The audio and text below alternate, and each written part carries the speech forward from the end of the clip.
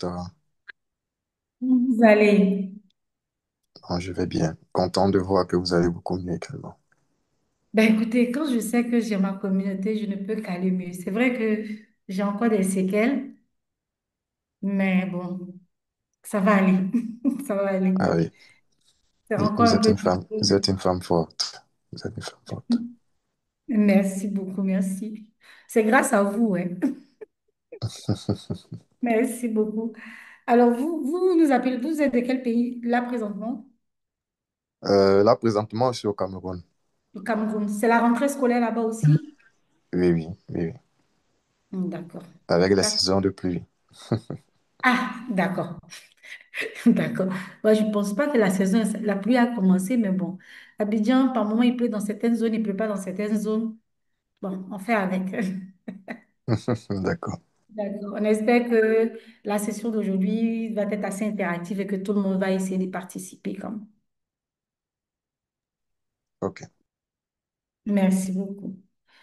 Monsieur Tierno, bonsoir. Euh, bonsoir à tous les membres de la communauté qui est là.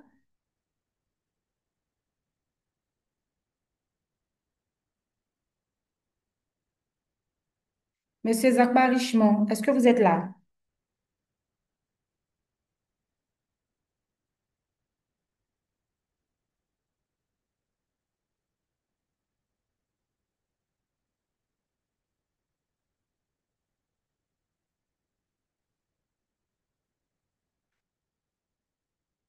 On va essayer de commencer à l'heure pour respecter le timing.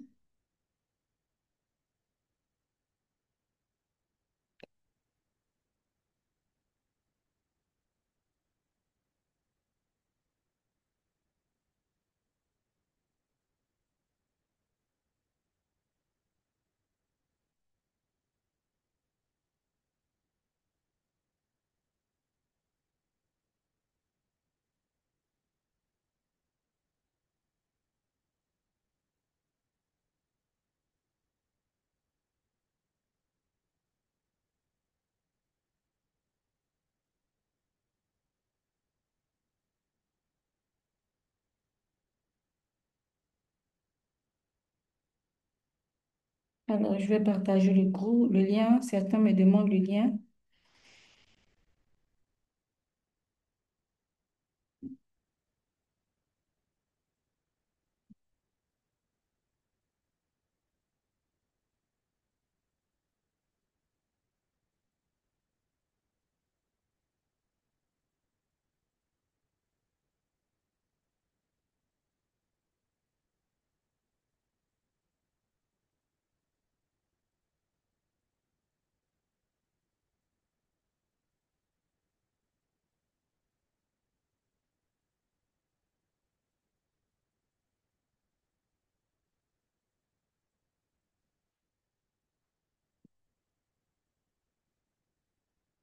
Monsieur Richard, bonsoir et bonne arrivée sur la Merci plateforme. beaucoup. Madame Corinne, bonsoir. Ça va, comment vous allez? Oui, ça va. J'espère que de votre côté, ça va aussi. Ça va, comme j'ai dit aux autres, ça va, ça va, ça va, ça Ouais, va. heureux de vous Il y a voir, des hein. petites... Ça nous fait un grand plaisir. Merci. C'est quand même un peu... J'avoue que je... Mais je pense que je vais m'y faire. La Non, douleur Dieu va est passer. grand, ça va aller. D'accord. Et la rentrée Mm. scolaire à votre niveau, comment ça se passe? Ça va, ça va, ça va. On ne se plaint pas. Ah bon? Ah, c'est Oui. bien, vous êtes bien le seul à ne pas vous plaindre hein, pour cette rentrée scolaire. Moi, j'avoue que je suis contente quand c'est la rentrée scolaire parce que c'est la rentrée scolaire et pour moi, c'est les vacances parce qu'ils vont à l'école. Donc, le bruit, c'est Ah, fini. d'accord. Vu sur cet angle-là, le bruit, c'est fini. Bon, On peut... sinon, ici, au Togo, oui, oui. Pardon? On est libre à la maison, c'est ça. Oui, Je on dis, est on se sent mieux à libre. la maison. Avec Non, non. les enfants Ah, avec les on est- bruits là. non, les Sinon, chez nous, enfants. au Togo, ça commence le lundi, le 15. Ah, nous, ça a commencé depuis lundi. Depuis lundi, Ah, ça a commencé et bon. on est pressé même que c'est-à-dire on veut même pas qu'il y ait de pause. Ah, nous, on termine notre stress cette semaine comme ça. Parce que vraiment, les enfants, c'est Ah, un plaisir de les avoir, mais par mhm, moments, on est un peu fatigué. Donc pour eux, quand c'est la rentrée chez nous, c'est un peu les vacances. Un peu quand même. À part peut-être les premiers mois où les fournitures, faux, mais à un moment donné, c'est quand même un moment de pause pour nous. c'est ça, c'est ça. Mhm. C'est ça. D'accord. En tout cas, j'espère que je vais vous voir très réactif à la session. N'aie pas peur. Si tu vois comment je mobilise les gens pour suivre ça, tu ne vas pas imaginer, mais n'aie pas peur. Même Oh, si, merci. Ça me va droit au cœur. sinon, on se mobilise bien au Togo ici, mais c'est que les heures Oui. aussi sont un peu, parce qu'il y a beaucoup de médecins qui pouvaient suivre, mais pendant la semaine, ils sont tellement pris. Il y en a même qui Hmm. me proposaient si on peut faire à des heures comme 19 heures, comme ça pourrait encore encourager plus de personnes, quoi. C'est ce que un Ah. médecin m'a dit. Donc, Bah, parce écoutez, la qu'à pareil moment, ils communauté. sont enferrés. Ah, Oui, mais oui, oui, oui, écoutez, de la cette communauté. communauté-là, oui, mais c'est une communauté qui nous appartient Non, à je tous, parle hein. de notre Si on communauté. dit, non, je veux dire, Hmm, si c'est des choses qu'on peut proposer, il ne faut pas hésiter de les soumettre. Par exemple, on peut proposer toute la d'accord. communauté et leur dire, est-ce que ça irait? Parce que OK. peut-être qu'il y a des personnes aussi qui sont intéressées, mais qui ne peuvent pas trop parler parce que c'est Hmm, des heures où ils sont au travail. Donc, effectivement, on va en parler. Je vais soumettre ça à la communauté juste après la d'accord. session. Merci à vous, Monsieur Richard. OK. OK. Merci beaucoup. D'accord. Ça nous ferait un Eric, grand plaisir. Ça va faire à ce que beaucoup de nos médecins, la grande médecin de Lomé, là, ils pourront vraiment participer, quoi. Ils sont vraiment d'accord. motivés, mais c'est un peu l'heure qui leur dérange un peu. Mais bon, si on peut trouver une solution, pourquoi pas. Parfait. On va trouver une solution. Vous savez, cette communauté-là, c'est notre communauté à nous tous. Donc, tant que ça peut être dans l'intérêt commun, pourquoi pas? Parce que votre préoccupation est peut-être la préoccupation d'autres personnes aussi. Ouais, ouais, ouais, ouais. Merci D'accord. beaucoup d'avance.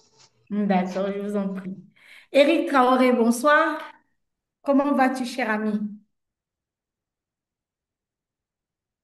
Alors bonsoir, bonsoir à tout le monde. Ben, c'est sûr qu'il est encore jour chez moi, 9h56.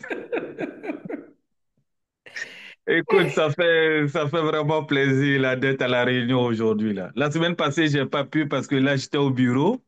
Mhm. Donc, ça fait que ben, aujourd'hui, ben, avec le travail à domicile, là, donc je peux me connecter là. En tout cas, c'est D'accord, c'est toujours pas un plaisir là, d'être à ces rencontres-là qui sont formatrices. Et puis bon, ceux qui sont aussi en tant qu'entrepreneurs, ça donne des pistes de réflexion, de se rajuster au fur et à mesure. Donc, c'est vraiment d'accord. la bienvenue. Ouais, ouais, ouais. En tout cas, merci. Et puis, j'espère que tu participeras de façon très active à la session d'aujourd'hui. Parce que, bon, écoute, voilà, ça nous donne... Je suis là, je suis là. De façon active, je vais y participer, c'est sûr. Là. Parce que le thème, D'accord, il est vraiment bon. Là. Le thème, il est vraiment bon. d'accord. Merci infiniment. Merci à toi, Eric. Et puis, Merci, dans 3 minutes, on va démarrer, effectivement. Merci. merci bien. Monsieur Sylvain Amafé, bonsoir. Bonsoir, bonsoir madame, Comment, comment vous bonsoir à tous, allez? bonsoir à toutes, ça va, on est là. D'accord. On va commencer ensemble jusqu'à 15 heures, je serai de vous laisser parce que j'ai un autre coup à faire jusqu'à 15 D'accord. heures. Voilà. Il n'y a aucun Merci bien, problème. on a ensemble. Merci infiniment. Merci. Merci beaucoup. On va démarrer dans 2 minutes.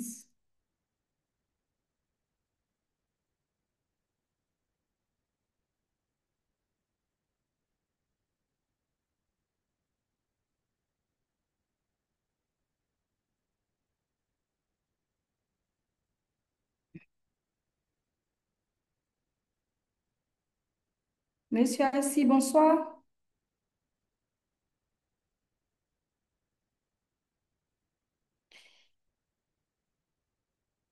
Assis, bonsoir. Steve Memel, bonsoir.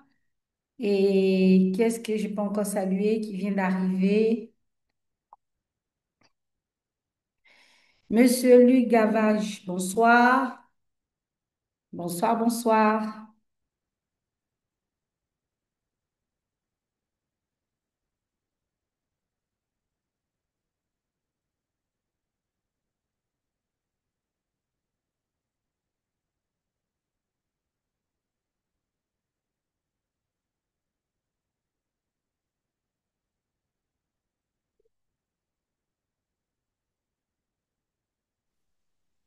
Bonsoir à tout le monde. J'espère que tout le monde va bien.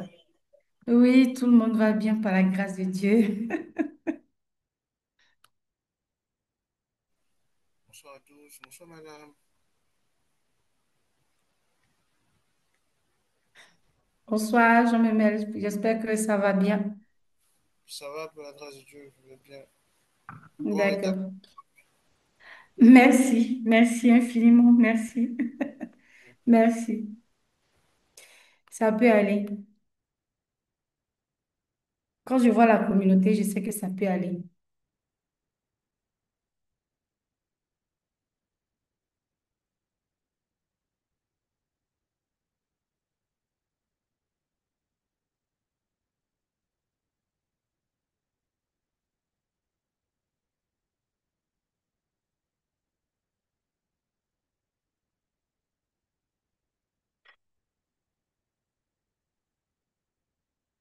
Alors, il est 14 heures et je pense qu'on va démarrer la session.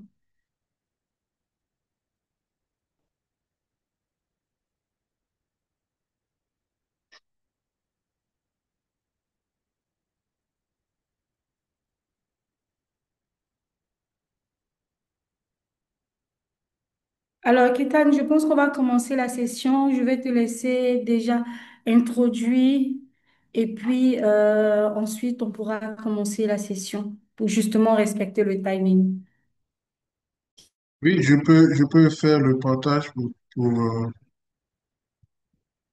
Pas le partage déjà, peut-être la bienvenue déjà et ensuite je ok, vais m'occuper de la session. d'accord. Ok. Donc, bonsoir à tous. Bonsoir à tous les participants. On est vraiment content de vous recevoir aujourd'hui. On démarre avec un module. Donc, c'est le premier module. Il y en aura quatre. Donc, ceux qui auront participé aux quatre modules, à la fin, il y aura un certificat. Donc, il y aura un sondage que je vais mettre dans le chat directement dans Zoom. Vous pourrez répondre. Et puis, on prendra vos emails pour vous envoyer les certificats. Donc, ce sera vraiment important de le faire. Donc, juste après moi, vous connaissez déjà les consignes éco, hein, c'est d'activer la caméra quand c'est possible et puis lever la main lorsque vous voulez prendre la parole. Voilà. Et la session est enregistrée. Donc, vous aurez un replay après la formation. C'est vraiment pour pouvoir s'améliorer, comme j'ai dit.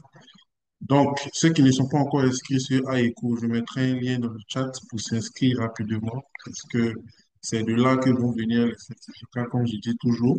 Donc, vous n'êtes pas inscrit, vous n'aurez pas accès aux certificats. Donc, c'est vraiment important de le faire. Donc, vous aurez le temps de le faire dans le chat complètement pendant la formation. Donc, voilà. Voilà. Je peux déjà partager votre écran, l'écran pour que...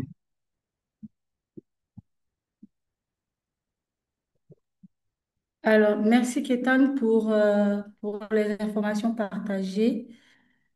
Voilà, et oui, déjà oui, tu peux déjà commencer à partager l'écran. Mais voilà, tu peux déjà commencer à partager l'écran.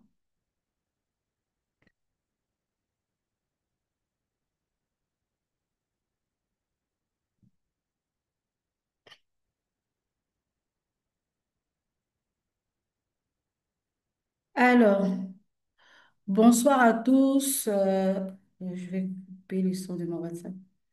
Bonsoir à tous et bienvenue à cette session Éco e-santé afro-francophone. Cette session qui sera une session de formation comme on l'a voulu.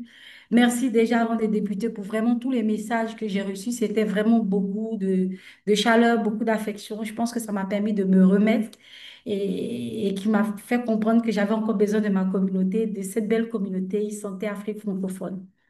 Alors, je suis vraiment ravie aujourd'hui qu'on partage ensemble un sujet qui est à la fois passionnant et crucial, donc qui parle de la santé numérique. Et pour ce module 1, c'est vraiment l'introduction à la santé numérique. Voilà. Alors, on le sait ici tous. La session enregistrée, je veux le dire au départ. Après, pour ceux qui veulent des replays, vous aurez des replays pour pouvoir les partager. Voilà. Alors, donc, je disais tout à l'heure qu'on le sait tous. Donc, la santé est un pilier fondamental du développement humain, donc du développement de nos sociétés. Et pourtant, nos systèmes de santé en Afrique francophone, je ne dis qu'Afrique francophone parce que, écoutez, c'est vraiment de l'Afrique francophone qu'il s'agit pour l'instant pour notre communauté. Donc, l'Afrique francophone sont très, très, très fragiles. Nos systèmes sont très fragiles. Pas assez de personnel, des hôpitaux parfois très éloignés des populations, des soins assez coûteux et souvent pas assez de données assez fiables. Les données sont, on va dire, fragmentées ça et là. Allons sur les slides. Nous sommes sur l'autre slide qui parle de l'introduction générale. Merci, Kitan. Donc, les données sont assez fragmentées, comme je disais. Voici la fragilité, voici les challenges, les défis auxquels nous sommes confrontés. Et j'ai envie de poser une question là tout de suite aux membres de la communauté pour avoir votre retour sur ce que je viens de dire, les différents challenges que je viens de donner, et poser la question de savoir, vous, à votre niveau, dans votre quotidien, est-ce que vous ressentez, euh, est-ce que vous ressentez ces défis-là? Si oui, comment est-ce que vous les ressentez?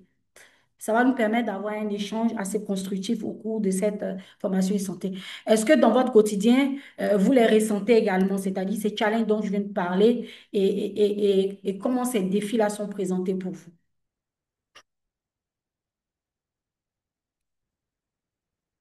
Est-ce qu'il y a quelqu'un qui a envie de pouvoir participer, réagir à cela? Je les ai cités tout à l'heure, j'ai dit qu'il n'y avait pas assez de personnel, des hôpitaux sont parfois éloignés. Et donc, la question que je posais, est-ce que vous, dans votre quotidien, vous les ressentez? Et comment vous les ressentez d'ailleurs, même ces défis-là? Le fait qu'il n'y ait pas assez de professionnels, que les hôpitaux sont parfois éloignés et que les soins on va dire, souvent chers ou qu'on n'a pas de données assez fiables. Oui, monsieur Évariste.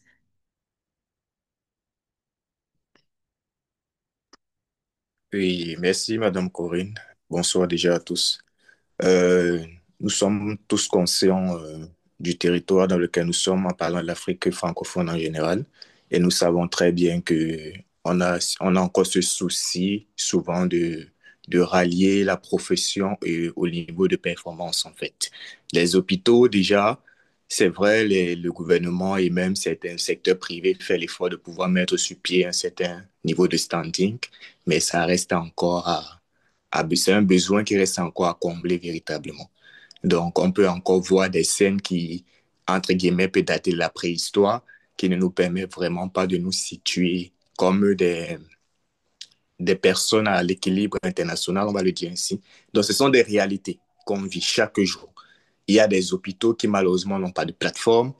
Il y a des hôpitaux, des salles d'accouchement où vous avez l'impression que on se contente d'avoir un carreau, on appelle ça laboratoire. Donc, c'est véritablement très délicat. Et ça heurte la sensibilité des personnes qui, comme nous, rêvent de pouvoir avoir également un standing au minimum acceptable. Donc ça, c'est une réalité qui est de partout. Ne parlons même pas encore des coins qui n'ont vraiment pas d'hôpitaux. N'ont vraiment pas d'hôpitaux. Donc c'est une réalité, c'est véritablement une plaie encore pour l'Afrique francophone. Je pense que des Merci. sections comme ceux-ci sont des réponses aux cris et on ne cesserait jamais encore de crier suffisamment parce que la réponse de l'Afrique, c'est l'Afrique. Ça ne C'est viendra pas ça. d'ailleurs. Donc, c'est un peu ce que je veux dire. C'est vraiment une réalité qui est ancrée dans nos mœurs, dans nos quotidiens.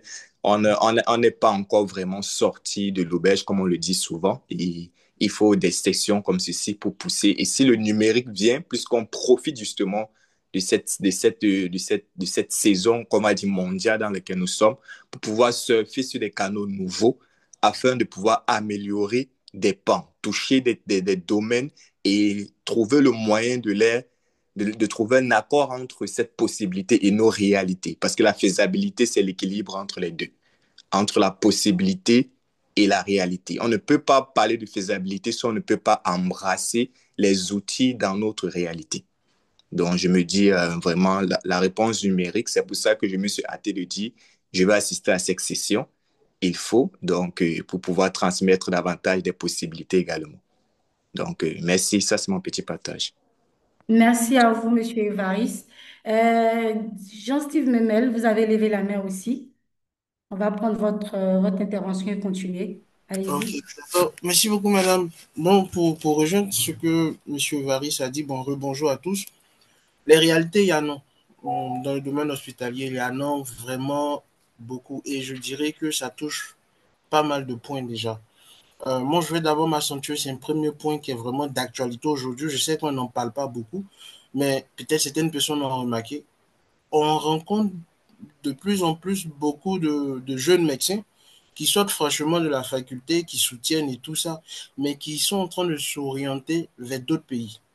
En gros, on va dire qu'ils fuient carrément le continent pour aller en Europe ou dans d'autres continents, tout ça, pour pouvoir exercer en fait comment on dirait ça, les fonctions.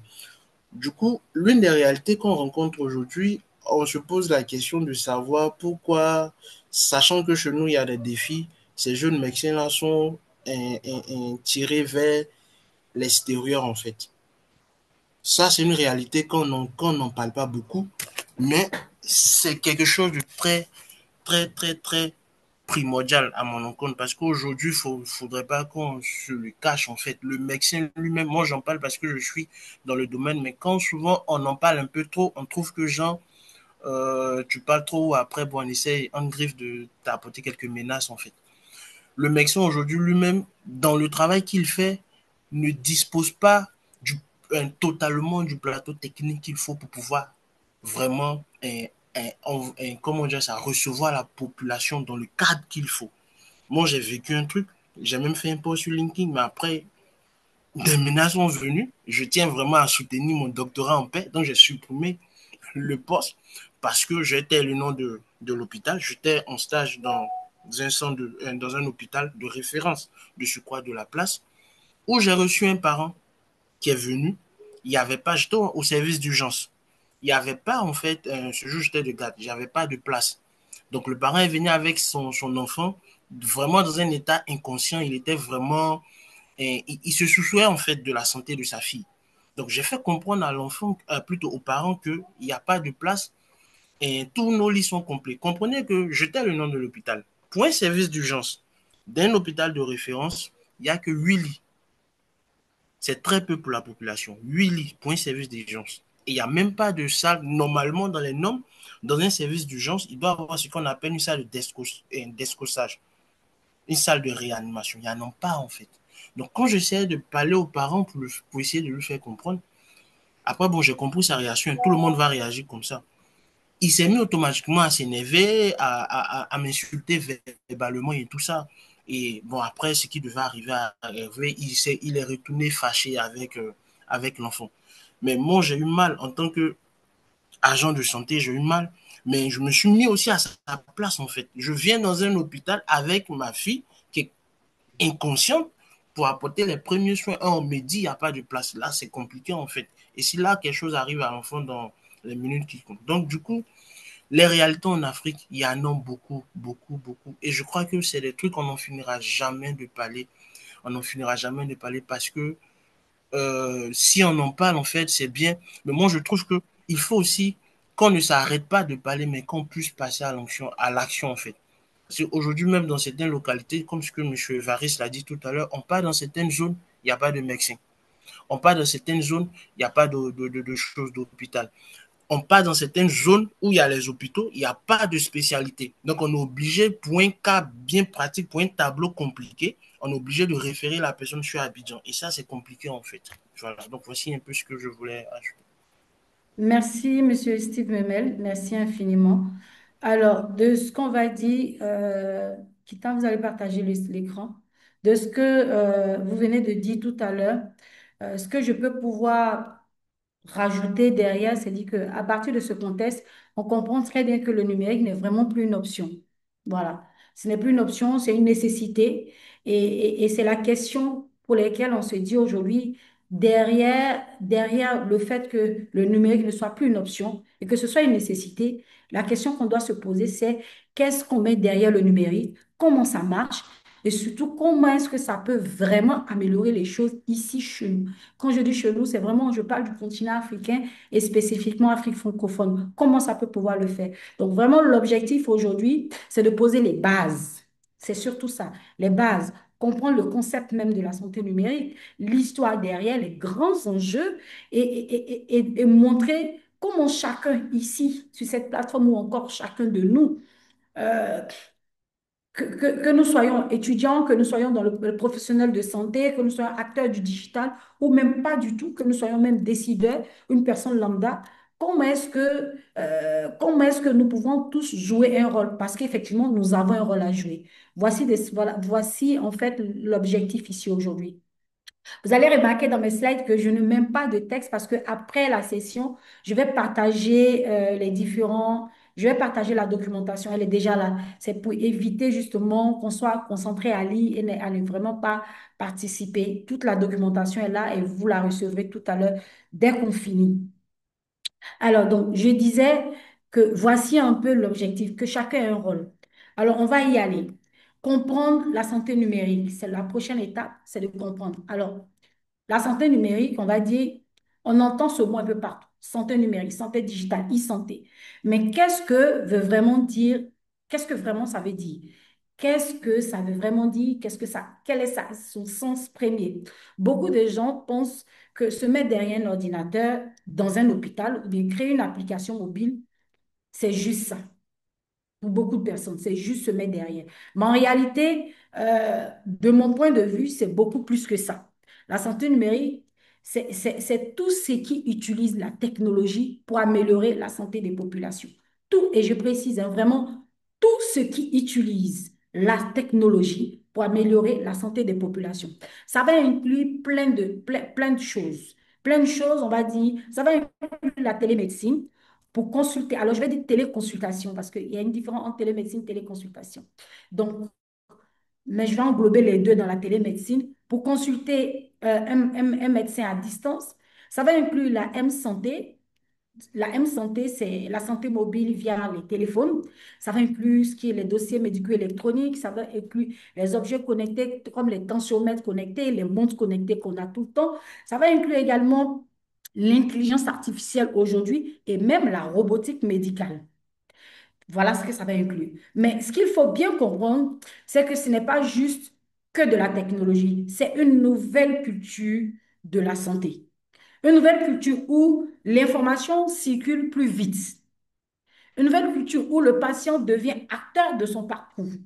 Une nouvelle culture où le soignant, pardon, a des outils beaucoup plus modernes. Quand je parle du soignant, c'est l'infirmier, c'est le technicien de laboratoire, c'est le médecin, c'est la sage-femme, c'est vraiment tout le personnel soignant que j'englobe ici.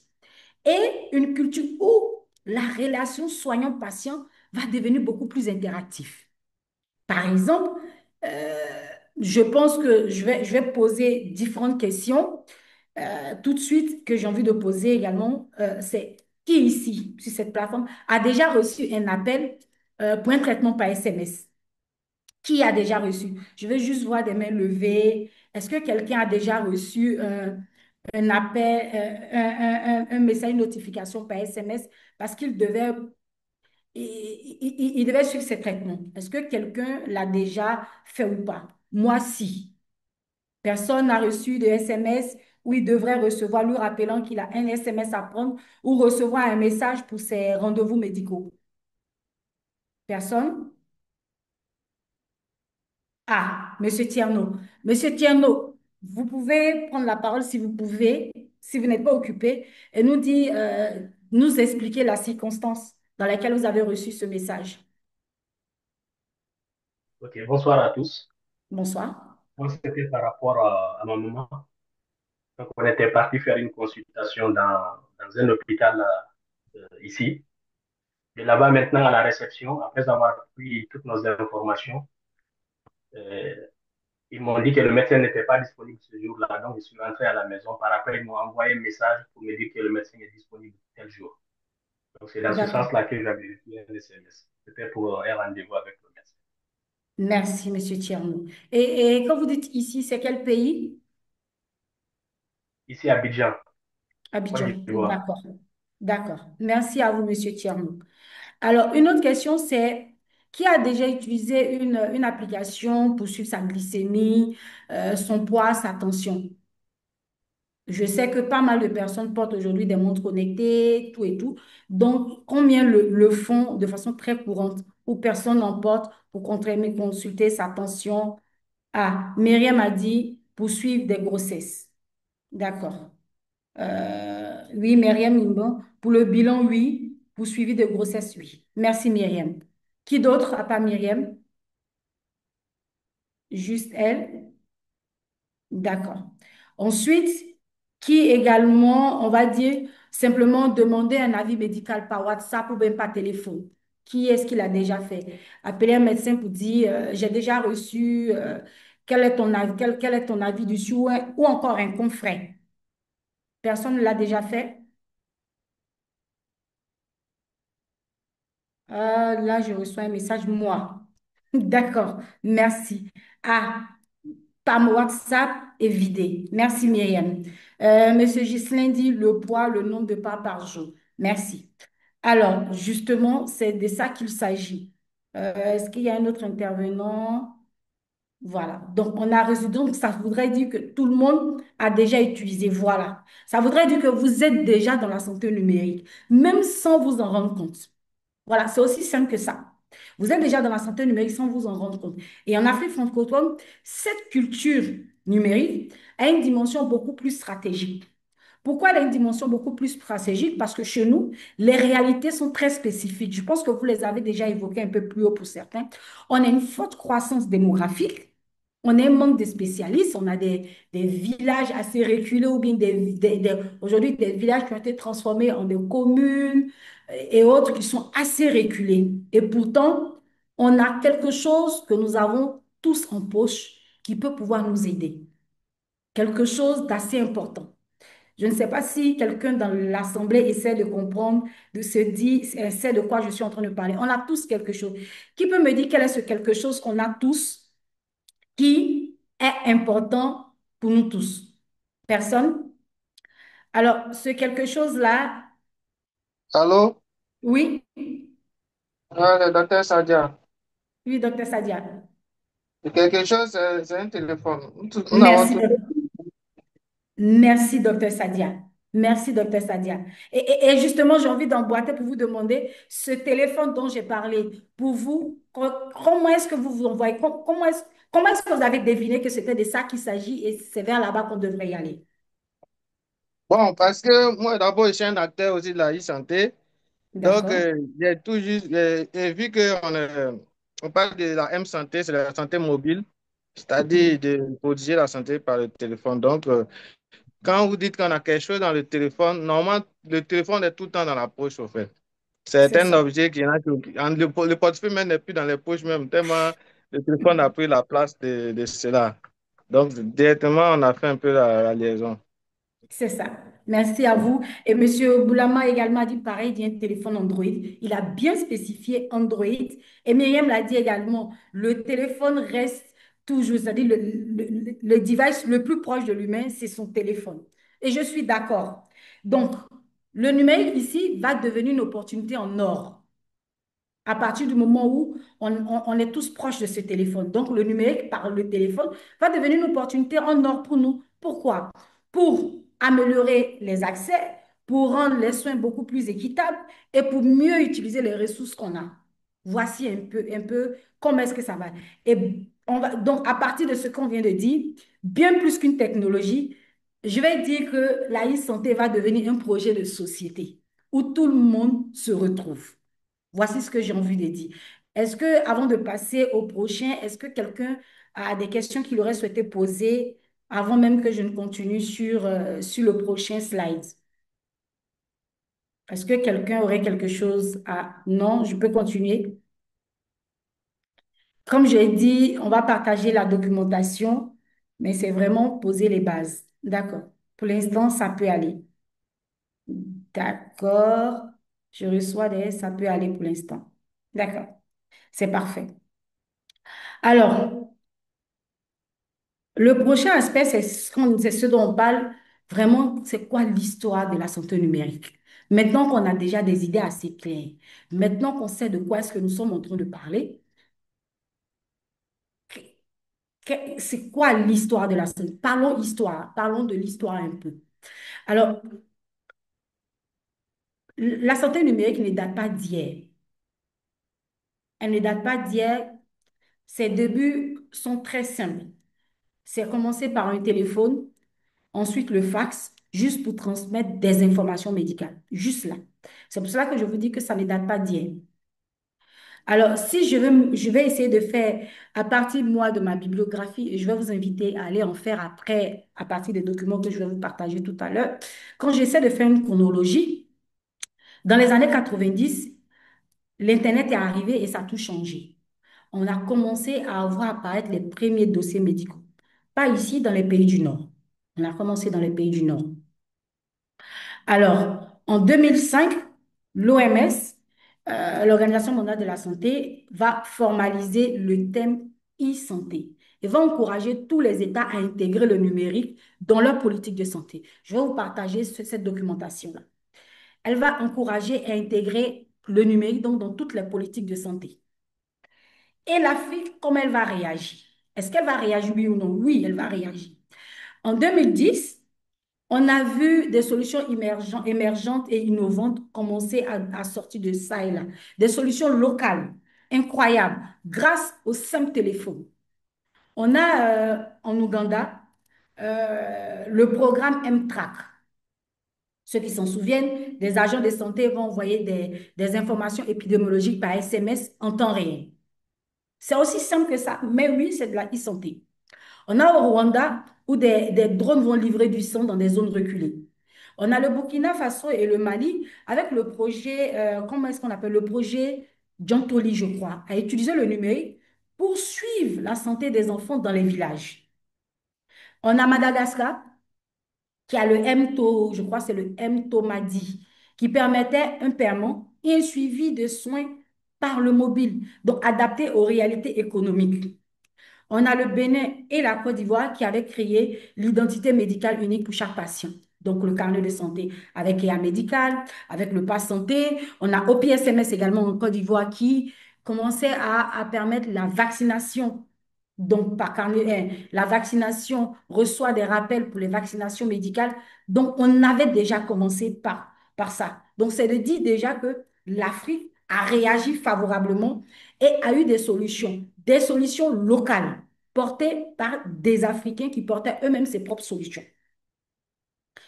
Euh, Est-ce que quelqu'un dans l'Assemblée, pendant que je parle, a déjà entendu parler de certains de ces projets ou dans d'autres pays, d'autres solutions donc, que je n'ai pas citées?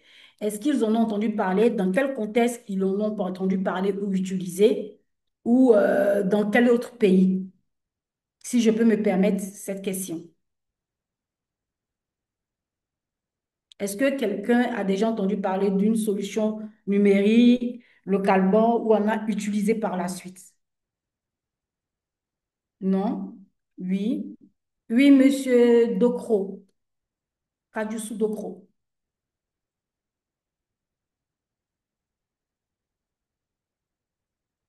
Monsieur Docro, il avait levé la main tout à l'heure. Je crois qu'on l'a perdu. On l'a perdu. Oui, oui, oui, Oui, oui. monsieur. Oui, monsieur. Oui, oui, il y a une solution basée sur le téléphone mobile Oui, Sans smartphone, mais à l'époque, c'était des téléphones classiques qui n'étaient pas des téléphones intelligents en Ouganda et qui permettaient de faire le suivi des femmes enceintes. Donc, c'était exactement. à l'époque où l'Internet n'était pas encore diffusé et les téléphones intelligents n'étaient pas encore accessibles. Voilà, c'était ce que je voulais partager. Merci. Merci. Merci. Merci à vous. Merci. Quelqu'un d'autre? Quelqu'un d'autre connaît une autre solution? Déjà entendu parler d'une autre solution? Oui, non. Ah oui, monsieur Eric Traoré. Allô, bonjour tout le monde.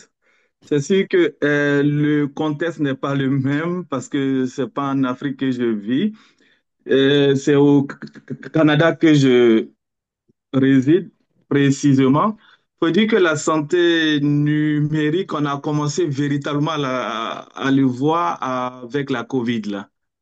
Et j'avoue que depuis lors, les choses ont pratiquement changé. Peut-être, c'est sûr que la santé numérique existait, mais en tant qu'utilisateur, c'est après la COVID qu'on a senti que, écoute, la santé numérique était quelque chose d'important.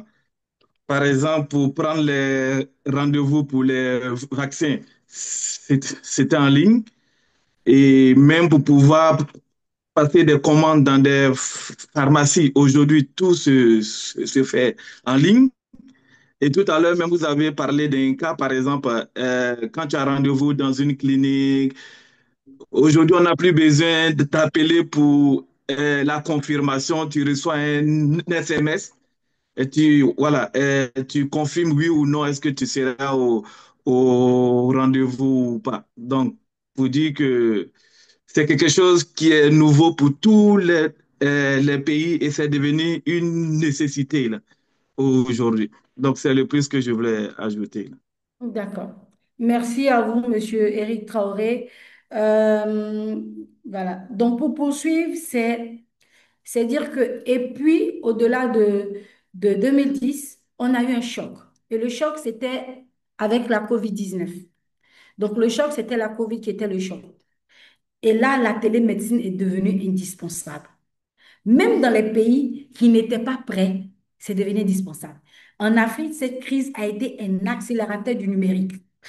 Elle a été un vrai accélérateur et c'est dommage que je pense que mon ami Hichem n'est pas là, il n'est peut-être pas connecté, mais vous allez voir comment est-ce que le numérique, pendant la crise Covid, a été un véritable accélérateur de tout ce qui est solution numérique. euh, vous allez voir que on a commencé à avoir de la consultation à distance parce qu'il fallait rester dans des endroits confinés, il ne fallait pas se déplacer, les centres de santé étaient devenus vides. Et je me souviens qu'un médecin m'a appelé une fois euh, et c'était quelqu'un que je pense, non, je pense pas, j'en suis sûre même, j'étais allée déjà voir ce médecin pour lui proposer une solution de santé numérique qui était un peu réfractaire, mais qui, quand la crise est arrivée, il a juste pris une photo et cette photo, je la garde vraiment en souvenir. Il a pris une photo, il me l'a envoyée pour me dire, la clinique est vide. La clinique est vide, les patients ont peur de sortir. Donc, trouve-moi une solution tout de suite parce que j'ai besoin de faire le suivi de mes patients. Surtout que lui suivait des patients chroniques, donc des patients, comme on appelle ça, drépanocytaires. Il avait besoin d'un véritable suivi de ses patients. Donc, c'est pour ça que je vous dis que pendant la crise Covid, c'était véritablement le choc. Ensuite, il y avait le suivi des cas, comme je vais le dire, via des applications, toutes sortes. Les États ont investi nombreusement pour avoir des solutions. Il y a eu des campagnes de sensibilisation par SMS, sur des réseaux sociaux. Il y a eu pas mal de choses qui s'est passé. Donc, 2000, on va dire en 2000, c'était vraiment l'explosion et l'accélération, surtout sur le continent africain. Les solutions sont sorties de partout. Pas forcément qu'elles soient meilleures ou pas, mais que le plus important, elles soient sorties et qu'elles aient commencé à changer la donne, changer et accélérer la vie des populations. Aujourd'hui, on est dans une nouvelle phase avec l'intelligence artificielle, avec le big data, tout ce qui est mégadonnées, la big data. On parle d'interopérabilité des systèmes. Et surtout, on a compris une chose. On n'a pas besoin de copier l'Europe ou les États-Unis. Je m'excuse pour ceux qui y sont. On n'a pas besoin. Mais on peut créer nos propres solutions, adapter à nos propres réalités. Voilà. Et c'est ce qui est important. Pourquoi je vais vous expliquer tout de suite une anecdote qui s'est produite en Côte d'Ivoire. Pendant qu'il y avait cette crise, tout l'écosystème FTech s'est mobilisé en Côte d'Ivoire. Je parle de la Côte d'Ivoire parce que c'est ce que je connais. Et pendant que je parle, je souhaiterais que s'il y a un pays également qui a vu, qui a vécu cette situation, puisse prendre la parole pour pouvoir justement en témoigner. En Côte d'Ivoire, il y a eu, quand ça a commencé, l'écosystème numérique, je ne dis pas FT, numérique, s'est mobilisé pour pouvoir sortir une solution. Et si vous vous renseignez un peu sur Internet, la Côte d'Ivoire a sorti, ce groupement a sorti ce qu'on appelait anti-coro, donc anti-coronavirus, donc ça a été appelé comme ça, en guillemets. Et ce qui s'est passé, c'est que toutes les solutions ont émergé en même temps, elles se sont assemblées, pardon. Elles ont essayé d'envoyer des briques de différentes solutions pour sortir une solution adaptée aux réalités où il y avait des langues locales à l'intérieur de ces solutions pour pouvoir justement adresser en termes de riposte. Et pourquoi? Pour pouvoir stopper la pandémie, pour pouvoir attaquer, parce que chacun avait besoin de dire qu'il avait une solution locale pour répondre à cette problématique-là. Voici ce que je suis en train de vous dire. Donc, c'est dire qu'on peut créer nos propres solutions qu'on va adapter à notre propre réalité. Certains ont apporté des solutions. Il y avait pas mal de solutions qui venaient de l'Occident, qui venaient d'être présentées, puisque nous, on était régulièrement au ministère de la Santé. On voyait des personnes venir de poser des solutions, des Occidentaux proposer des solutions pour faire la riposte. Mais franchement, on a apprécié le fait que ce soit des solutions locales qui aient été utilisées pour cette riposte. Ça a été scindé par moments. Et on a même vu des organisations internationales utiliser ces solutions. Je vous donnerai moi mon exemple. L'OIF m'a subventionné pour aller justement en zone rurale parce que c'était des personnes euh, sensibles à la maladie, enfin, des personnes souffrant d'affections chroniques qui étaient sensibles à la maladie. Et donc, on m'a demandé d'aller avoir un suivi des personnes diabétiques hypertendu, toutes ces personnes-là dont je devais faire ce suivi. On a fait, je crois, c'est ça, 6 villes, 6 régions pour justement adresser, parce qu'on devait adresser près de 5 000 personnes. Voici ce qu'on a pu faire avec, pendant la crise. Et donc, la question que j'ai envie de poser, est-ce qu'il y a un pays qui peut nous parler de cette expérience pendant la COVID où il y a eu explosion de la e-santé depuis son positionnement. Que ce soit, si c'est en Afrique, tant mieux, mais si ce n'est pas en Afrique, que c'est dans un autre pays, ça ne poserait aucun problème. Est-ce qu'il y a un pays qui a expérimenté la même chose? Est-ce qu'il y a une expérience comme ça? Oui, non? Quelqu'un si? D'accord. Donc, on va... Oui, oui, allô? Oui, Ah, désolé, j'ai voulu lever la main, mais moi, je n'ai pas pu voir la touche. OK, ben, oui. je voulais vous parler d'une expérience vécue. Comme, ben, Allez-y. certainement, comme toi, tu le sais, certains vont se demander, mais il n'est pas du domaine de la santé, comment il se retrouve dans le domaine de la santé. En fait, comme je l'avais dit, je suis un auditeur. Et il se trouve que pendant la COVID, la compagnie justement qui était dans la santé numérique, au début, c'est une entreprise que tout le monde voyait. Bon, on ne s'intéressait pratiquement pas. Et quand le boom de la COVID est arrivé, et moi, en tant qu'un auditeur, je ne dirais pas que j'ai eu cette chance-là. C'est moi qui devais vérifier cette entreprise. Parce que cette entreprise avait bénéficié des subventions gouvernementales, comme on dit, des contrats gré à gré, ce sont des millions de dollars. Et j'ai eu ces chances-là pour pouvoir vérifier cette entreprise-là. Et je peux vous dire que grâce à ces subventions-là, cette entreprise a atteint une taille, je vais dire, mondiale, alors que c'était une entreprise de taille locale. Et ça a vraiment créé un boom.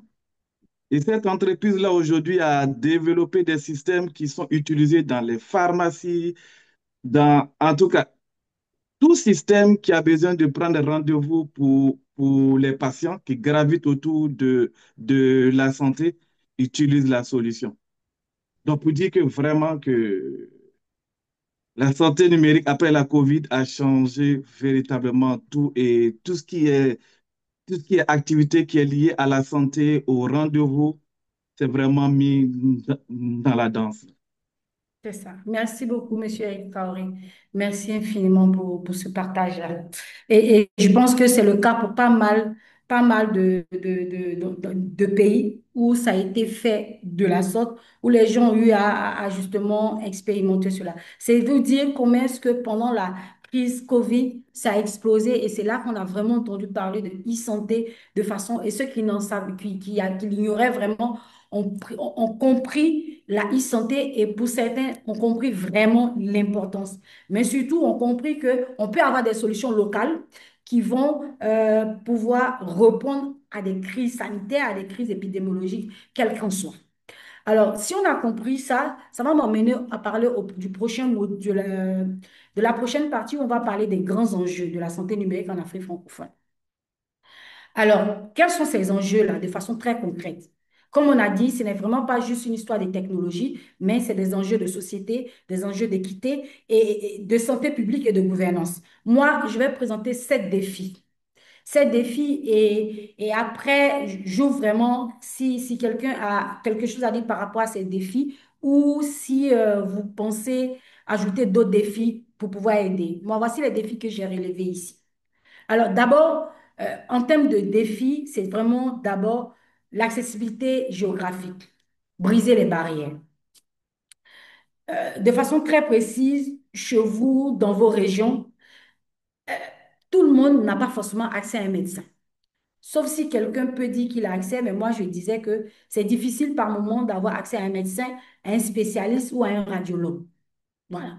Donc, la réalité, cette réalité-là, on va dire, c'est dans beaucoup de nos pays. Donc, les infrastructures sont concentrées dans la capitale, dans les différentes capitales. On va dire Abidjan, Cotonou, Ouagadougou, comment on appelle ça, Dakar, Alger, dans Tunis, vous voyez, dans les grandes régions, c'est là-bas qu'on va trouver. Pendant ce temps, des millions de personnes vont vivre à des centaines de kilomètres sans accès rapide aux soins. Donc, le numérique va créer un pont sanitaire. D'accord? Un médecin à Dakar peut suivre un patient qui est en Casamance. Un centre de santé au Koudougou va envoyer comment on va dire ça, peut envoyer une radio par WhatsApp à un autre médecin à Ouaga. Une plateforme mobile qui va permettre de diagnostiquer à distance. Voici un peu ce pont qui va être créé grâce au numérique. Vous voyez, voici ce pont. Donc ça, c'est l'un des défis. Et je vous laisse réfléchir. Quelqu'un me dit, est-ce qu'il a déjà utilisé ce genre de cas qui ont permis de soigner et dans telles circonstances? Je pose la question et je vais revenir tout à l'heure pour voir si quelqu'un a une réponse. L'autre, c'est l'accessibilité.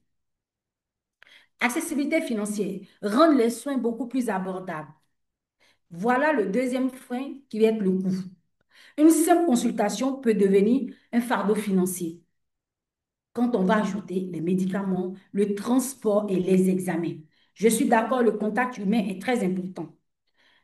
Mais le numérique va essayer de réduire les dépenses indirectes, moins de déplacements, moins de consultations inutiles et moins d'hospitalisation tardive. Et il y a des solutions qui existent. Des solutions comme on appelle ça, le M2D que je vous ai donné tout à l'heure, qui va permettre de payer les soins à distance. Des solutions, j'ai oublié le nom de cette solution au Mali, où c'est des SMS qui vont informer de la disponibilité des médicaments dans les centres. On en a vu. Donc ici, le numérique va protéger contre cette spirale de pauvreté, mais qui est liée à la maladie. Voilà. C'est ce que je peux dire. Ensuite, il y a un autre aspect, on va dire, la gestion de la maladie chronique. Là, pour moi, c'est le plus important. Une double charge sanitaire. Aujourd'hui, on fait face à une double charge sanitaire. Les maladies infectieuses, paludisme, VIH, tuberculose, elles sont toujours là, elles existent toujours. Mais les maladies chroniques explosent. Diabète, hypertension, AVC, cancer. Et là, le suivi est essentiel est compliqué dans nos contextes par moment. Et là, la santé numérique va aider à faire quoi? À suivre les constantes vitales, à envoyer des rappels de prise de médicaments, à détecter les signes de complications. On a au Cameroun une application locale qui va permettre de pouvoir suivre la glycémie, par exemple. On a au Niger cette application qui permettait d'envoyer des messages vocaux pour le suivi des femmes enceintes. Je fais exprès pour ne pas parler de moi. Ce n'est pas de moi qu'il s'agit, ce n'est pas du pass santé qu'il s'agit. Donc, je fais tout pour ne vraiment pas aborder le sujet. Je veux vraiment montrer que l'Afrique francophone présente pas mal de solutions sur, on va dire, sur pas mal de solutions justement dans ce cas de suivi de maladies chroniques. Et donc, il y a le Burkina Faso également qui avait cette solution-là qui permettait d'avoir par SMS les prises comment on appelle ça, des ARV chez le patient VIH. Il y avait cette solution-là qui existait. Donc, c'est pas mal de solutions comme ça pour justement le suivi des malades chroniques. Donc, la e-santé va permettre de pouvoir gérer également cette charge de maladies chroniques. Donc, la question que je vais poser ici et que je vais laisser réfléchir et revenir dessus, c'est est-ce que, pour ceux qui sont dans les établissements de santé, est-ce que vous avez des malades chroniques et si oui, comment est-ce que vous les suivez? C'est une question que j'ai envie de poser et que je souhaiterais que quelqu'un puisse le dire. Et comment est-ce que le numérique peut pouvoir aider dans ce cas de figure-là? L'autre enjeu dont je voudrais en parler, c'est les données de santé, la gouvernance, vraiment. Beaucoup de décisions de santé publique sont prises sans données fiables. Non, sans données fiables. Parce que tout est dans des registres qui sont éparpillés, ça et là, assez fragmentés. Et pourtant, pour planifier, pour prioriser, pour anticiper, il faut des chiffres. Et la santé numérique va permettre de quoi? Elle va permettre de collecter les données, en temps réel d'ailleurs. Elle va permettre de mettre à jour des tableaux de bord assez dynamiques. Elle va permettre d'identifier par moment des zones à risque. Elle va permettre de sortir des cartographies. Voilà ce qu'elle va permettre de faire. Je crois que c'est en Guinée où on avait un système numérique post-Ebola qui allait nous permettre, par exemple, de détecter de façon très rapide. Donc ici, les données vont devenir une ressource stratégique. Voilà. Euh, L'autre question, il y a des questions qui viennent, mais auxquelles je souhaiterais qu'on réponde et demander comment on va dire ça, est-ce que des acteurs de santé ici ou qui ne sont pas de la santé, mais qui sont dans l'environnement, dans l'écosystème santé, que ce soit au sein des ministères, au sein d'une direction, ont été déjà confrontés à un manque de données pour prendre des décisions ou pour orienter un patient, que ce soit dans la santé ou pas. L'autre élément, c'est l'éducation et la sensibilisation. Transformer le comportement. Transformer le comportement. Le numérique va être aussi un outil de prévention massif, si je peux dire ça ainsi. Même sans Internet, avec un simple téléphone. On peut toucher des millions de personnes par SMS, envoyer des messages de prévention auprès des jeunes, envoyer des messages vocaux pour de la vaccination, envoyer des messages WhatsApp sur des gestes de barrière. C'est un canal de proximité qui va respecter les langues et les réalités locales. Autre point, c'est la qualité et la sécurité des soins. Donc, le numérique va nous permettre aussi de pouvoir améliorer la qualité des soins. Un dossier bien rempli, il y a moins d'erreurs. Une meilleure coordination entre médecins, infirmiers et puis pharmaciens, si je peux dire. Mais, attention, je dis attention, les données de santé sont très sensibles. Très sensibles. Il faut les protéger, il faut les sécuriser, il faut rassurer les patients. Et l'une de nos sessions, on va venir sur tout ce qui est réglementation, législation, et on va appeler un avocat sur la question réglementaire et également des régulateurs justement pour pouvoir nous étayer dessus. Aujourd'hui, on pose les bases. Par exemple, on va dire que ici en Côte d'Ivoire, si je veux parler comme ça, je dirais qu'en termes de réduction d'erreurs sur les prescriptions, on peut parler dans d'autres pays des protocoles de cybersécurité, on peut parler de loi en cours pour la gestion des données médicales. Donc, le numérique doit être un outil de confiance, mais pas de méfiance. Un outil de confiance. Voilà ce que je peux dire. Et le dernier défi, c'est vraiment humain et organisationnel. Quand je dis humain et organisationnel, je veux parler euh, comment accompagner le changement? Comment accompagner le changement? Sur ce dernier point, qui n'est pas le moindre, c'est vraiment le facteur humain. Certains professionnels sont réticents. Ils ont peur de la surcharge, ils ont peur de l'inconnu, ils ont peur de perdre le contrôle. Mais le patient aussi peuvent ne pas comprendre ou peuvent eux aussi avoir peur. Donc, vous allez voir que dans certains pays, des médecins sont réticents à la téléconsultation. Et je pense que, sauf si je me trompe, et certains me diront au Sénégal, je crois qu'un ami me disait, même hier on en parlait, ils sont réticents. Pour l'instant, on n'a pas comme en Côte d'Ivoire une loi sur la téléconsultation. Il y a une réticence. Alors qu'ici, nous, justement, il y a une loi sur la téléconsultation, la télémédecine. Donc, il y a des formations spécifiques pour les aides-soignants. On va trouver également des projets qui peuvent être des projets qui ont besoin d'être formés. Donc, le numérique ne va pas remplacer le lien humain. Il va venir renforcer, il va venir renforcer, il va venir apporter un ajout. Mais pour ça, il faut une chose, il faut former, il faut expliquer et voilà, il faut former, il faut expliquer, il faut l'adapter. C'est le plus important. Former, expliquer, adapter. Donc, ce qu'il faut retenir dans tout ce que je viens de dire dans cette première partie, c'est que la santé numérique ici va toucher tous les niveaux de nos systèmes de santé. C'est un levier pour plus d'équité, pour plus d'efficacité, pour plus de sécurité, mais c'est aussi un chantier collectif où l'humain va toujours, et je précise encore toujours rester au centre. Voilà ce que je veux pouvoir dire. Et je veux que quelqu'un puisse voir voir si certains ont des réponses aux questions que j'ai posées tout à l'heure. J'avais posé des questions tout à l'heure quand j'étais en train de parler des enjeux. Je demandais qui parmi nous ici a déjà utilisé une solution pour soigner à distance, s'il peut nous partager son expérience, ou encore est-ce que quelqu'un a été déjà, comment on appelle ça, est-ce que quelqu'un a été déjà par le passé, suivi un patient qui souffrait de maladies chroniques et comment est-ce que le numérique pourrait l'aider?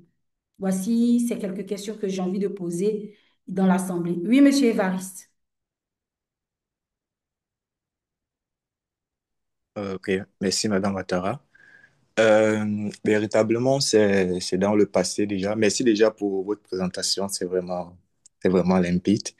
Bon, dans le passé, le numérique m'a été utile plus dans le suivi thérapeutique. Dans le suivi thérapeutique, je remonte là, nous sommes en 2018 et je D'accord. suis à Yaoundé, à l'hôpital Jabo, un hôpital qui est connu pour le traitement des maladies psychologiques, mais également pour le traitement de la tuberculose. Donc, je suis à Yaoundé pour faire une étude sur les patients qui sont nouvellement diagnostiqués tuberculeux et qui ne sont pas atteints de VIH. Donc, on enlève les biais d'études, donc les paramètres qui peuvent être contraignants. Et c'est comme ça que je me retrouve en train de suivre une cinquantaine de patients.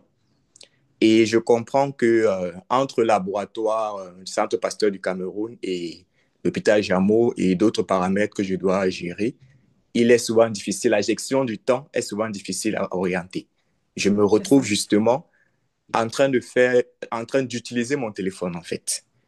Et je Mhm. comprends que la télémédecine ou bien la téléconsultation est entrée dans les habitudes des médecins ou même du corps médical dès qu'il y avait la possibilité d'un téléphone. Sauf qu'on n'a pas encore appelé ça en ce moment téléconsultation.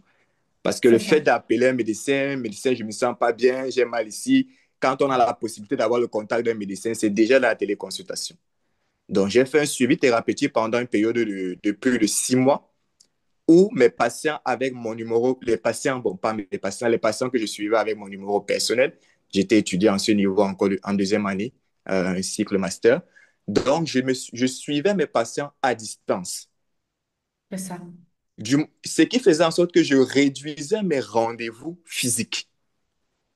Parce que Hmm. je me rendais compte qu'au centre de diagnostic, au CDD, Centre de diagnostic du traitement de la tuberculose, à l'hôpital Jameau, parfois il était difficile à un patient d'arriver jusqu'à là.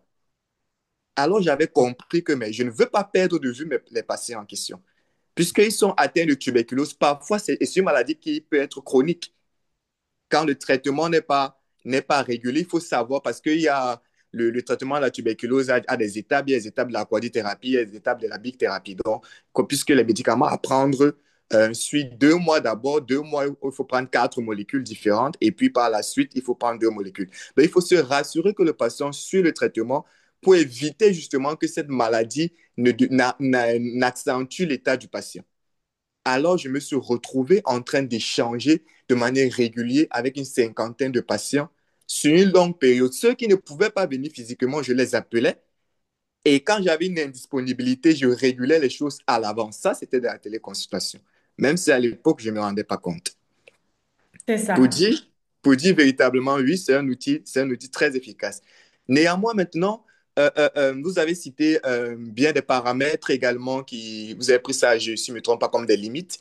Justement, en fait, la télémédecine est un outil vraiment très intéressant dans le sens où c'est un appui, ça ne remplace pas la médecine. Parce que dans le domaine de la médecine, il y a des paramètres dont on ne peut pas analyser.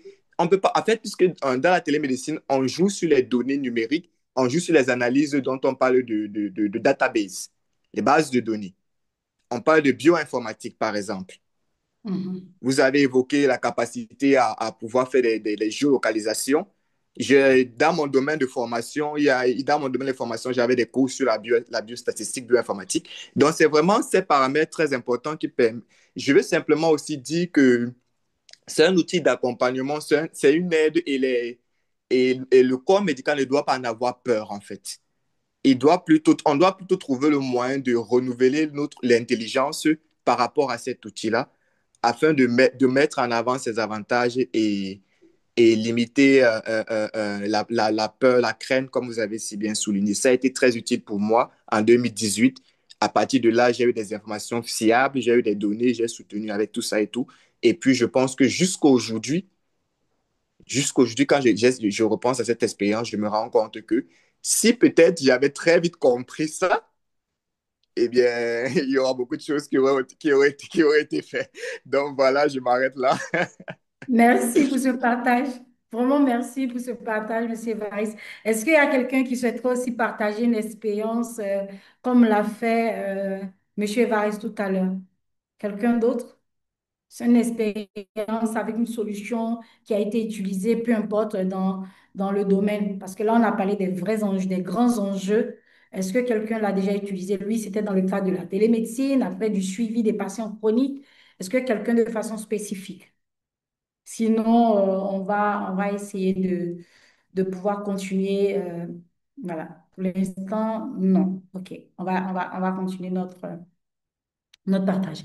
Alors, on va dire que une fois qu'on a fini ça, après tout ce qu'on vient de voir, et justement, j'ai une question avant de rentrer dans le système, parce que je veux vraiment parler d'un élément important. Je veux parler du fait que, enfin, je vais expliquer le pourquoi maintenant du fait que la santé numérique soit vraiment cruciale dans nos systèmes de santé. Et pour ça, j'ai besoin que quelqu'un puisse me répondre à cette question. J'espère qu'il y en aura des personnes. Pourquoi la santé numérique est devenue indispensable pour nos systèmes de santé ici, en Afrique et précisément en Afrique francophone?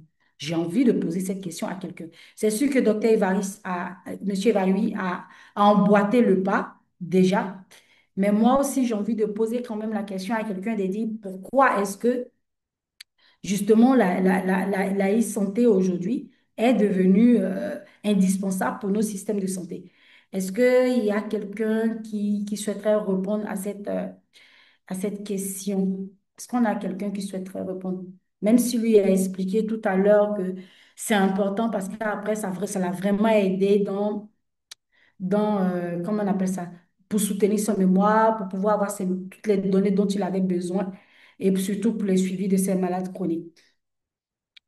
Alors, ceci étant, si on n'a pas quelqu'un pour pouvoir le dire, moi, je dirais que nos systèmes de santé sont assez fragiles aujourd'hui. Donc, vous le savez mieux que moi, comme on vient de le dire, on l'a dit dès le départ. Donc, il repose sur des ressources humaines limitées et des moyens assez serrés, moyens financiers. Donc, et parfois des organisations vraiment assez complexes. Donc, le numérique ici elle serait comme, on va dire, comme un levier multiplicateur. J'utilise l'expression multiplicateur, je ne sais pas si c'est correct. Donc, comme on l'a dit tout à l'heure, et M. Évariste l'a dit tout à l'heure, il ne remplace pas les médecins, il ne remplace pas les infirmières, il ne remplace pas les infirmiers, il va augmenter le... Il dit qu'il pouvait aller, il avait plusieurs patients, une cinquantaine de patients. Donc, c'est dire qu'aujourd'hui, pour lui, c'était beaucoup plus facile d'avancer tout, d'avancer avec ce grand nombre de patients parce que le numérique venait l'aider ici. C'est pour ça que je parle de levier multiplicateur. Pour le patient, ça va devenir après, c'est vraiment un moyen d'être assez plus proche de lui, malgré du professionnel, malgré la distance. Pour le soignant, ça va être un outil qui va faciliter le suivi, qui va réduire les erreurs parce qu'on aura de la donnée et qui va améliorer sa communication avec son patient. Et puis, j'ai envie de dire que pour les gouvernements, ça va être une source de données fiables qui va planifier et réagir beaucoup plus vite. Donc, en clair, la santé numérique va venir renforcer tout le système. Et ça devient, ça dit, elle renforce le système depuis la base, si je peux me permettre, jusqu'au sommet. Donc, depuis la base jusqu'au sommet, elle va venir renforcer le système. À titre d'exemple, pendant la crise sanitaire COVID-19, des pays qui avaient déjà mis en place leur reflet des plateformes numériques ont mieux géré le suivi des cas. Parce que oui, il y a des pays qui avaient déjà anticipé, qui avaient déjà... Donc, c'était beaucoup plus facile à diffuser des messages de prévention à grande échelle, à intégrer des langues locales pour pouvoir toucher certaines populations, de certaines populations à échanger des établissements de santé même qui avaient déjà intégré de la téléconsultation, de la téléexpertise, qui avaient intégré la gestion des rendez-vous, initier leurs différents patients à la santé numérique c'était beaucoup plus facile pour eux. Et ils ont continué à travers leurs établissements de santé n'étaient pas déserts, ça continue à avancer. Par exemple, comme on disait au Rwanda avec la livraison du sang par drone, ce n'était pas seulement innovant, c'est également qu'il a sauvé des vies de façon très concrète. Il ne faut pas voir l'aspect innovation, il faut voir l'aspect impact. Elle a sauvé des vies. Voilà ce que je vais dire. Donc, ce qu'il faut bien retenir ici, c'est que ce n'est pas une option pour plus tard, quand on parle de santé numérique. Non. Ce n'est pas une option, c'est un outil stratégique ici et maintenant. Quand je dis ici et maintenant, ça veut dire que ici, sur le continent, et maintenant, plus tôt, on devrait pouvoir s'en approprier. Voilà ce que je peux pouvoir dire ici. Et donc, j'ai fait vite, ça nous fait 1 heure que j'échange parce que certains m'ont dit qu'ils allaient partir dans 1 heure, j'ai essayé d'accélérer. Donc, avec tout ce qu'on vient de dire, tout de suite, je veux qu'on échange de façon très pratique. Pratique et activité vraiment assez pratique. Et j'aimerais maintenant qu'on sorte du cadre théorique de ce dont je suis en train de parler. Et puis, en 2 minutes, j'ai envie de demander si j'utilise, comment on appelle, quelqu'un a déjà utilisé, que ce soit au niveau professionnel, au niveau personnel, un outil de santé, même sans le savoir. Peut-être que c'est pour pouvoir chercher des symptômes sur Internet, c'est pour pouvoir recevoir des ordonnances, c'est pour pouvoir consulter un médecin à distance, c'est pour utiliser une application pour un suivi, on porte des Apple Watch ou des Wearable Watch, envoyer des SMS pour des rappels des traitements. Voilà. Donc, je veux qu'on puisse échanger très rapidement et nous dire quelle était votre réflexion dessus. Je veux me permettre de poser des questions et puis de pouvoir toucher des personnes assez spécifiques pour leur demander si elles l'ont fait, quelle était. Et donc, je vais prendre des personnes comme ça et puis voir si ces personnes pourront me répondre à ces différentes questions que je vais poser dans le groupe comme ça. Et là, qui est-ce que je peux demander? Je peux demander à Monsieur Éric Sylvain, Monsieur Amafé. Est-ce que vous avez déjà plus ou moins utilisé, peu importe, de tout ce qu'on vient de citer, est-ce que vous l'avez déjà utilisé une solution? Monsieur Amafé. Monsieur Amafé, il est là. S'il n'est pas disponible, j'ai envie de poser la question. Quelqu'un de façon volontaire déjà pour pouvoir. J'ai envie de demander à quelqu'un qui, je n'ai pas entendu depuis ce matin, Marie-Paul. Je n'ai pas entendu. Ah, Monsieur Boulama a levé la main déjà. Oui, Monsieur Boulama, allez-y. Oui, merci, merci. Moi, par rapport à tout ce qu'on a eu à entendre depuis cet après-midi, j'ai utilisé une solution qui permet d'envoyer des SMS, des télégrammes officiels de maladies à déclaration obligatoire. Donc, les centres de santé envoient au niveau hiérarchique, qui centralisent et vraiment c'est facile d'avoir la situation hebdomadaire. D'autre part aussi, présentement, nous sommes en train d'utiliser une solution dans le cadre de la vaccination. Donc, on l'appelle tracker vaccination. On l'appelle tracker vaccination. Donc, c'est les deux solutions-là. C'est tout ce que j'ai voulu dire. C'est ce que j'ai- D'accord. Merci infiniment. Merci à vous, Monsieur Boulama. Merci. Est-ce que quelqu'un aussi qui utiliserait une solution, qui aurait utilisé une solution, pourrait également? Marie-Paul, je ne l'ai pas entendue depuis. Je ne sais pas, je la vois connectée, mais je ne sais pas si elle est là. Bonsoir, chère communauté. Bonsoir, Corinne. Ben, je ne sais pas. Rappelle-moi, s'il te plaît, la question que- Je disais qu'on a parlé de pas mal de solutions. Oui, Est-ce que quelqu'un utilise déjà de façon personnelle ou professionnelle un outil de santé? Ça peut être pour des symptômes sur Internet, recevoir des ordonnances, consulter à distance un médecin, des applications. Est-ce que quelqu'un a déjà utilisé? Et oui, si oui, sa réflexion dessus, quand il a vu et qu'il a reçu, qu'est-ce qu'il en a pensé? moi personnellement, je suis, désolée, je suis une adepte de la e-santé. D'accord. Et dans mon parcours en tant que patiente, j'ai eu recours à des applications pour monitorer mon diabète, bon, le diabète gestationnel, parce que c'est pas mon diabète. Et donc, il y avait une application qui me reliait à l'infirmière, qui m'envoyait, qui me demandait de faire mes prises de sang pour pouvoir voir si il y avait si j'avais assez d'insuline à prendre ou pas. Et également, ça m'a permis de faire un suivi de sorte à ce que dès que j'ai accouché, je n'avais plus de diabète. Donc, pour l'observance, c'est parfait. Dans la pratique au quotidien, en tant que pharmacienne, ben, je vois beaucoup de confrères qui se partagent des tips, des interrogations, qui ont besoin de décrypter souvent des ordonnances parce qu'elles sont pas lisibles, parce que il y a des produits qu'on leur demande qui ne sont pas qu'ils n'ont pas en stock et ils ont recours à des applications, bon, on va dire une application qui est WhatsApp, mais qui n'est pas forcément dans la e-santé, mais qui quand même aide à faire l'exercice de leur profession. Et puis en tant que patiente aussi, bon, j'ai eu des rappels pour mes rendez-vous, même avec le pédiatre aussi. Régulièrement, je reçois des relances pour me dire, n'oubliez pas, vous avez rendez-vous à telle date. Et j'étais allée j'étais allée faire une polysomnographie et le médecin, il faisait son compte rendu avec son téléphone. Il parlait, Mm. il disait des choses à l'hôpital de Montreuil et ça saisissait donc l'ordonnance et tout ce qui devait suivre après le suivi, le planning de la prochaine visite et ainsi de suite. Je me suis dit, mais ça, c'est génial.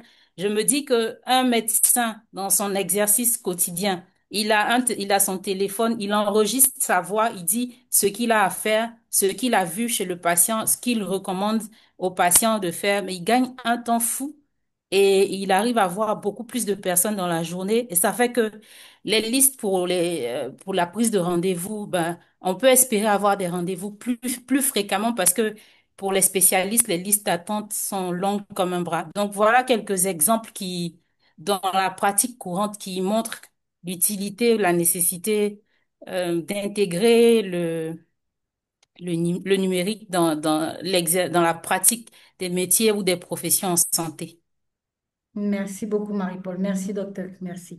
Richemont Zakpa est là parce que je sais que dans le cadre du cancer, il y a le suivi et le dépistage. Est-ce que, Monsieur Zakpa, vous êtes là?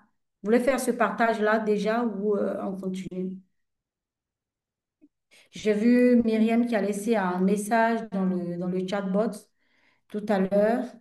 Elle a parlé des dictaphones. Myriam, est-ce que vous souhaitez dire quelque chose de façon très particulière? Oui ou pas du tout, ou bien juste ce message que vous avez laissé. Vous êtes là? Oui, oui, je suis là, mais je ne sais pas, est-ce que ma connexion me permet de parler? Est-ce que vous m'entendez? Oui, on vous entend. Ah, d'accord, super.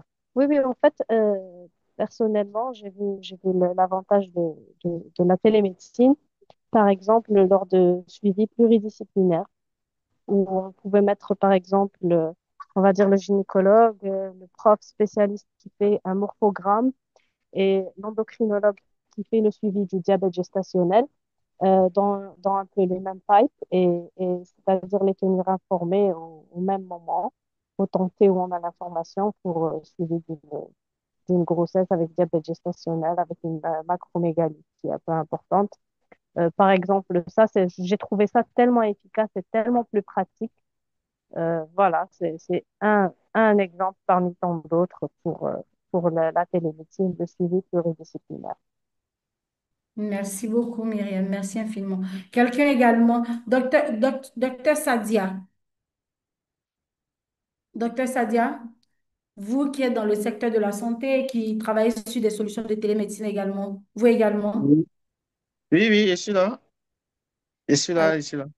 Voilà. Donc, est-ce que vous voulez vous prêter carrément à l'exercice qui a été demandé?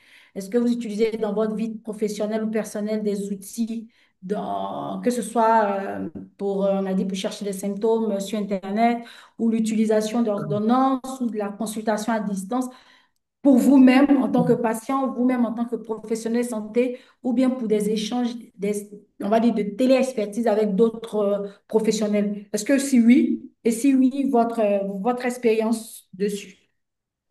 Bon, franchement, on utilise Fatih au quotidien parce que nous-mêmes, on propose des services de santé digitale via nos solutions, mais j'utilise beaucoup sur Facebook. À travers de Facebook, Messenger, WhatsApp, nous faisons la télé, bon, pas la télé assistante en tant que telle, mais nous faisons une téléconsultation. Nous répondons à beaucoup de demandes d'avis sur certains cas, sur des problèmes de santé. Nous faisons la téléconsultation, la téléassistance aussi. Mais c'est pas à travers la télémédecine informelle, hein, WhatsApp, Messenger. Mais c'est pour cela maintenant on veut formaliser en mettant un truc légal, une solution légale qui est en cours de développement. Donc, nous-mêmes, on peut dire, c'est nous qui donnons ces offres. C'est pas, je n'ai jamais bénéficié. Les gens ici allés ou un professionnel de santé qu'il a utilisé une solution digitale, non. Mais on a beaucoup utilisé des applications pour voir l'IMC. En tant que médecin, on consulte beaucoup des applications qui aident au diagnostic. Ça existe beaucoup. C'est le genre d'applications qui renferment, par exemple, les normes médicaux, tout ça. Il y a plein d'outils qui nous aident au diagnostic au quotidien. D'accord. Merci, docteur Sadia. Mais docteur Steve Memel. Steve Memel, vous Oh avez oui, déjà. oui, oui, oui. Oui, on utilise, voilà, on utilise les solutions, que ce soit dans le domaine de la santé, comme docteur Sadia, mon aîné, vient de le dire. Mais nous, particulièrement, nous, on s'intéresse beaucoup plus aux urgences parce que, bon, on parle beaucoup de téléconsultation, téléexpertise, mais la médecine, c'est pas que ça. La médecine, c'est vraiment tout un univers, en fait. Voilà. Donc, nous, on s'est intéressé plus aux urgences. On a mis en place une solution d'urgence médicale euh, adaptée vraiment aux réalités, je vais dire, locales. Voilà. Et on s'est focalisé en fait plus sur les zones rurales. Parce qu'on a remarqué aussi que la plupart des solutions de la e-santé qui sortent, bon, c'est une remarque qu'on a fait, elles sont beaucoup plus focalisées sur ceux qui sont dans les zones urbaines. Non, on s'est dit, bon, il faudrait qu'au moins celui qui est dans son village derrière Boaké, derrière Korogo, derrière Bondoukou, puissent aussi avoir en fait accès à une solution e-santé. Comme tout à l'heure, vous venez de le dire, tout le monde a un téléphone aujourd'hui. Donc, en gros, on a mis en place une solution d'urgence médicale qui se permet vraiment d'assister les personnes qui sont dans des situations d'urgence médicale grâce à l'IA et tout ça. Donc, D'accord. c'est un peu ça. Voilà. Merci, merci à vous. Asia, et vous, dans votre cas, de façon très précise, on est en Algérie. Vous, comment est-ce que vous avez déjà utilisé, avant même d'avoir pensé cette solution que vous avez voulu développer, est-ce que, indépendamment, vous aviez déjà utilisé le numérique dans la santé, que ce soit des montres, que ce soit pour juste un médecin avoir un diagnostic, dit que je ne me porte pas bien, recevoir une ordonnance. Est-ce que vous avez utilisé et quelle a été votre réflexion en ce moment-là? Alors, j'ai pas voulu trop répondre parce que j'ai eu toujours une relation un peu négative vis-à-vis de ça. Pourquoi? Parce que moi, c'était un cas un peu spécial. C'était ma maman à l'époque, elle pouvait pas se déplacer, donc il fallait que le médecin vienne à domicile. Bon, on trouvait des annuaires où il y avait des annuaires de médecins. Mais le problème chez nous, et c'est toujours le cas, hein, les annuaires ne sont pas du tout actualisés. On appelle, soit le numéro ne fonctionne plus, soit il est hors service. Alors quelqu'un qui est en urgence et qui cherche une solution et qui ne trouve pas, moi ça m'a toujours bloqué parce que on trouve sur le net, je ne sais pas combien d'annuaires médicaux algériens et dernièrement je cherchais une gynécologue, j'appelle. Elle me dit, mais non, je ne travaille plus, c'était juste pour la période Covid. Oui, mais c'est pas mentionné. Rien n'est mentionné, rien n'est actualisé. Et c'est de là que ça m'est venu l'idée de l'annuaire. Parce que c'est pas normal. Voilà. D'accord. Voilà. Merci pour De cette rien. expérience. Merci pour ce partage d'expérience. Est-ce qu'il y a quelqu'un d'autre qui souhaiterait intervenir? Non. Oui, non. Alors, donc, à partir de ce qu'on vient de dire, je vais dire bravo. Bravo parce que sans s'en rendre compte, le numérique est déjà là. Le numérique est déjà là, il est dans nos vies, elle est dans notre pratique quotidienne, même si parfois on ne l'appelle pas comme ça. Parce que pour certains, vous avez déjà utilisé pour envoyer des messages, vous avez reçu des, des notifications. Pour certains, vous avez même utilisé pour avoir comment on va dire ça, comment on va dire, je cherche la bonne expression, pour chercher des symptômes, pour d'autres, pour consulter à distance, ou encore pour consulter des patients à distance, ou être consulté soit à distance. Certains recevaient des SMS, d'autres ont parlé pour des rappels de vaccination, pour des suivis thérapeutiques, par exemple, pour des envois de SMS, pour des trackers de vaccination, des plateformes de mise en relation pour un suivi de diabète gestationnel. C'est dire que le numérique est présent dans la santé. Elle est présente dans nos vies. On l'utilise. On ne veut peut-être pas l'appeler ainsi, mais elle est dedans. Donc, cet exercice était assez important. Pourquoi? Parce qu'il a montré que ce n'est pas qu'une théorie très lointaine. Non, c'est du concret et c'est déjà présent pour nous. Voici un peu. Donc, pour conclure, avec ce premier module aujourd'hui qui était vraiment l'initiation et donc la base, on voulait planter, je souhaiterais qu'on puisse garder certains éléments en tête avec quelques idées assez fortes. Que la santé numérique n'est pas un luxe qui est réservé à des pays riches, pas du tout. Ce n'est pas une mode ni un gadget, non. C'est une réponse directe de nos réalités africaines. C'est une réponse directe. Pourquoi? Parce que la distance, le coût, le manque de ressources humaines et de ressources, on va dire tout court, le besoin de données fiables et surtout, elle existe déjà dans nos projets locaux, on va dire innovants, je peux dire ça comme ça. Elle transforme déjà nos vies de tout ce qu'on est en train de faire. Là, c'est la rentrée scolaire pour certains. On va demander à certains, est-ce que les vaccins de vos enfants sont à jour? On va être en train de courir ça et là, alors que certains ont déjà anticipé, donc vont, depuis leur téléphone, vont pouvoir voir des plateformes numériques, un carnet de santé électronique ou un carte de vaccination électronique, où ils vont ressortir toutes ces informations-là qui sont déjà là. Donc, c'est dit que ça existe déjà. On n'a pas, c'est un besoin pour nous ici et on n'a pas besoin d'aller plus loin que ça. Donc, ce que je veux qu'on garde à l'esprit, c'est surtout ça. Tout en soignant, tout en étant soignant, tout en étant étudiant, tout en étant un citoyen quelconque, on est tous acteurs de cette transformation digitale dans le domaine de la santé. Parce que le numérique ne va pas se déployer tout seul.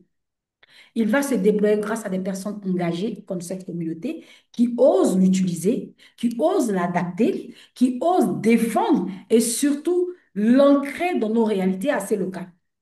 Voilà. Donc aujourd'hui, je vais vous laisser sur cette interrogation pour la semaine prochaine et dire, moi, dans ma pratique et dans mon quotidien, comment est-ce que je peux contribuer à faire avancer la santé numérique? Il faut que chaque personne sur cette plateforme, en fait, je vais très vite pour pouvoir vite finir, mais comme je l'ai dit, j'ai le document que je vais partager, j'ai un document de 14 pages qui a été fait avec toutes ces informations et des bibliographies que je vais partager. Je veux que chacun se pose la question et disant, moi, je dirais moi, Corinne, mais je dis moi en vous, vous dites moi, dans ma pratique de tous les jours, dans mon quotidien, comment puis-je contribuer en fait à faire avancer la santé numérique?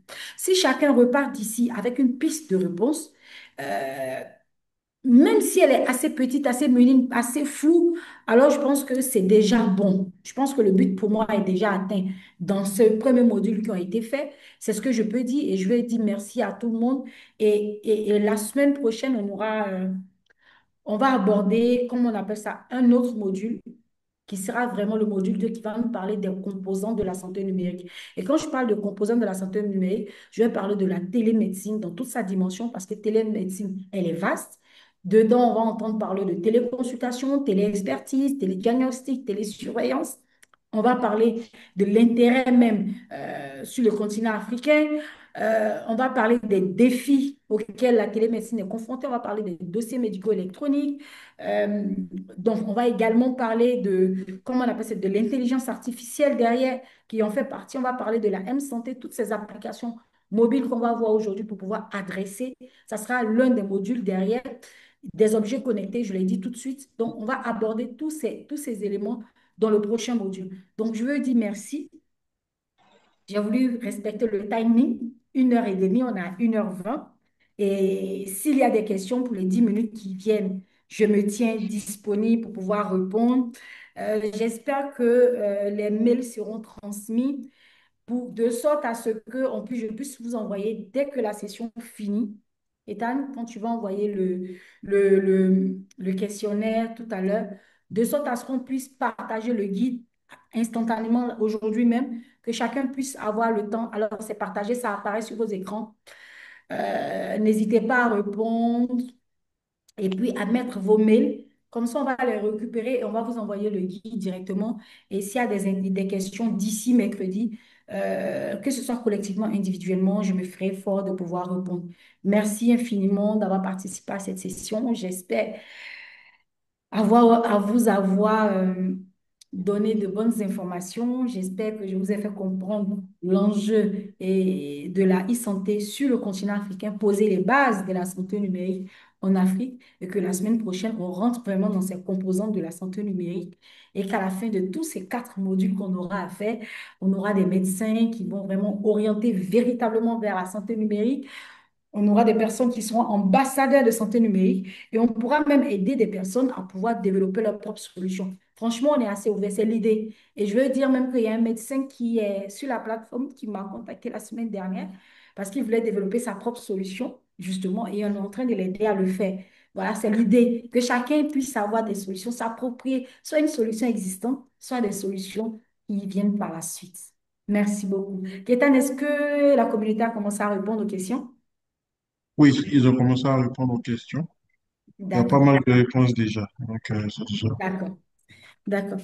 Donc, on attend que vous répondiez et on va vous partager les éléments tout de suite. D'ici là, si quelqu'un a quelque chose à dire, un commentaire, une recommandation, pour la session prochaine, je me tiens vraiment disponible.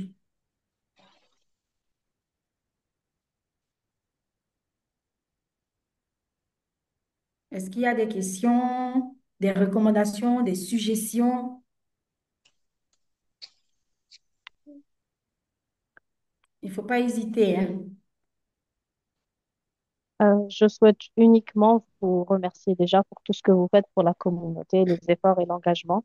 C'est, je vous dis que c'est vraiment apprécié.